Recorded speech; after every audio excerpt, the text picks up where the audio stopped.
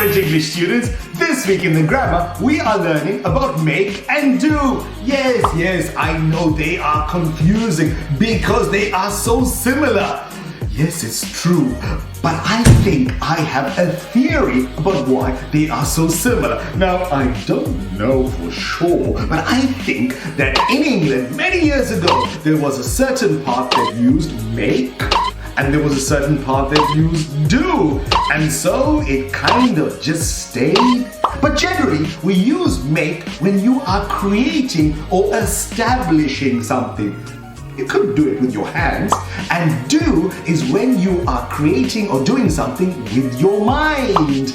Yes, I know it's a little complicated, but let's have a look at some examples. To do your homework. If you do your homework, generally, it's something that you have to think about while you are writing it down. So you are thinking, and so it's going to be do. To make friends. To make friends is because you are establishing or creating a bond or connection with your friends. And so, by doing this, you are making that connection and making friends. To make a plan. If you are making a plan, yes, you are thinking about the plan, but remember, you have to put that plan into action. And by putting it into action, you have to start working on it. To make an appointment. If you make an appointment to see a doctor, you have to physically phone the doctor and make the connection with that person.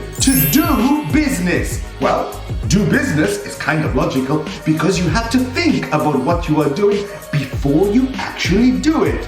Yes, I know it's similar with make, but trust me, this is the way it is. To do a favor. To do a favor, if someone asks you to do a favor, what do? You normally think about it. Let me think about it. Yes, I will help you. To make a connection. Well, you are establishing a connection, and because you are establishing a connection, you are making it. There are many other examples that we have for you on the platform. So, if you are on the platform, get started. What are you waiting for? If not, thanks for watching.